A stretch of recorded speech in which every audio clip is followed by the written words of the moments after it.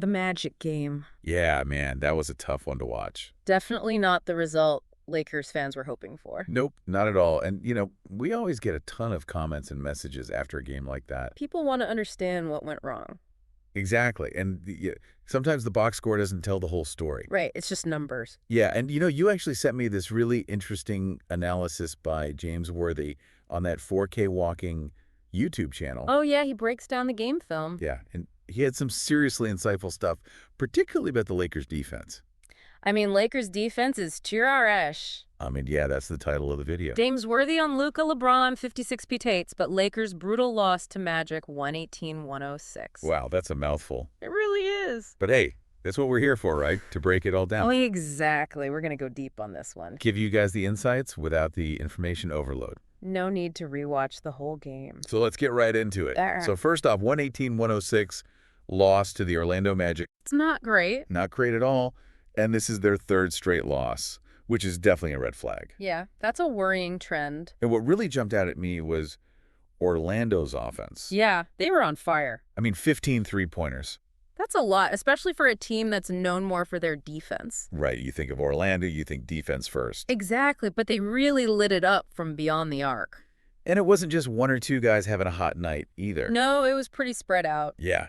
You had Banchero and Wagner combining for 62 points. 62. That's huge. And then their bench chipped in another 30. So it was a total team effort for them offensively. Yeah. And the Lakers just couldn't seem to contain them.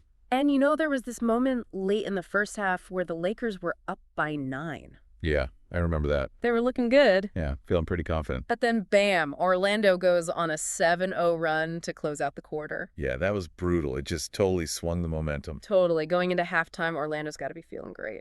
And, that's exactly what James Worthy was talking about in his analysis. He really honed in on that moment. Yeah, he said the Lakers just didn't capitalize on that 9-point lead. They let Orlando hang around. Yeah, he even used the phrase step on them, like they didn't assert their dominance. A missed opportunity for sure. Yeah, you got to put your foot on the gas when you have a team down like that. Exactly. And, Worthy specifically pointed to a lack of intensity on the defensive end. Yeah, you can't just rely on your offense to win games. Especially against a team that suddenly found its offensive rhythm. Right, you got to be able to get stops. And Worthy felt like the Lakers just weren't doing that consistently enough. Okay, so let's talk about some individual performances. All right. Paolo Banchero. He had a monster game, 30 points, 9 of 17 shooting, 7 rebounds. Yeah, he was aggressive. Yeah, Worthy kept saying he was in attack mode all night.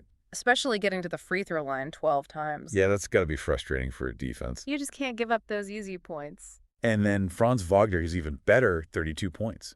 Yeah, Worthy was really impressed with him. He was making some bold comparisons. Oh yeah, he said Wagner's 10 times better than his brother. Wow, that's high praise. Yeah, and he was hitting threes, driving to the basket, playing with a lot of confidence. It sounds like he was a tough matchup for the Lakers. Absolutely. And then there was Anthony Black off the bench, 17 points. Yeah, that was surprising. Worthy even admitted he hadn't really heard of Black before this game. And to think he outscored the entire Lakers bench. Yeah, the Lakers bench only managed 14 points.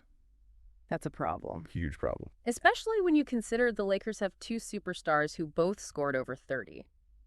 You would think that would be enough to win most games. Historically speaking, yeah. But that just goes to show how bad the defense was in this game. Right.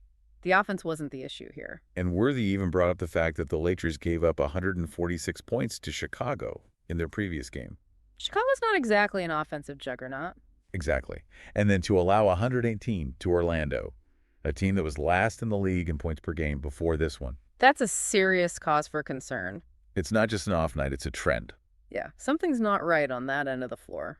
And Worthy was pretty blunt about it. He said the Lakers are lacking urgency and intensity. And you could see it. Yeah, they weren't getting after it on defense. And they were giving up way too many open shots, particularly from 3. Yeah, and to a team that's not even known for their three-point shooting. Besides KCP, of course. Right, but even he only hit 1 3. So it wasn't just him. No, the Lakers were just giving up open looks all over the court. And Worthy pointed out some individual issues, too. Yeah, like Jackson Hayes getting into foul trouble. Fouls limited his minutes. And then Wenyen Gabriel picking up 3 quick fouls early on. That really disrupts your rotations. Yeah, you can't have your big guys sitting on the bench with foul trouble. And, looking at the stats, the Lakers only had 1 block and 7 steals. That's not going to cut it. No, those are really low numbers, especially for a team that's supposed to be good defensively.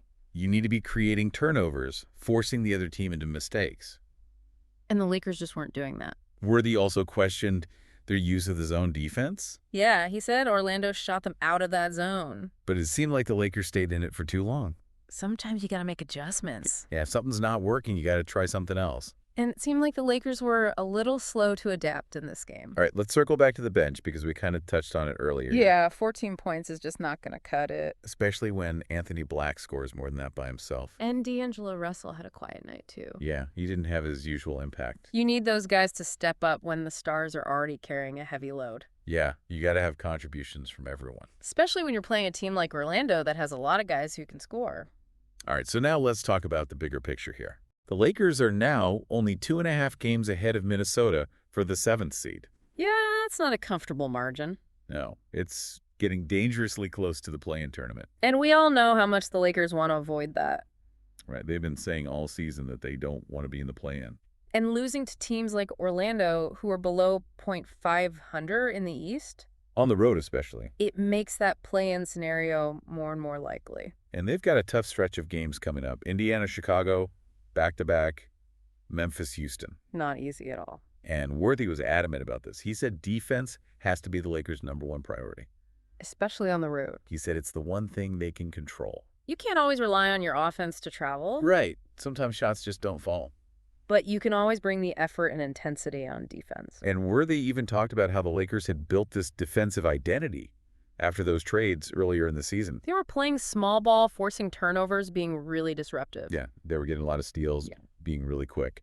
And he felt like that identity has kind of slipped away recently. Yeah, they haven't been as aggressive on defense. So it's something they definitely need to rediscover if they want to make a run in the playoffs.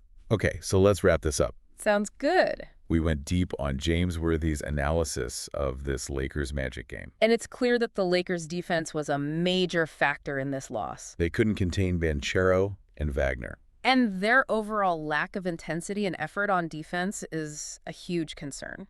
Especially with the playoffs right around the corner. Exactly. So I got to ask you this. The Lakers have had some great defensive teams in their history, right? Oh, yeah. Absolutely. Some legendary defensive squads. But this team right now, they're struggling despite having so much offensive firepower. So what do you think needs to change for them to regain that defensive edge? Like, beyond just trying harder, what fundamental adjustments do they need to make? Especially when you consider the balance between relying on their stars to score and establishing that consistent defensive identity. It's a tough question, but I think it's one Lakers fans are asking themselves right now.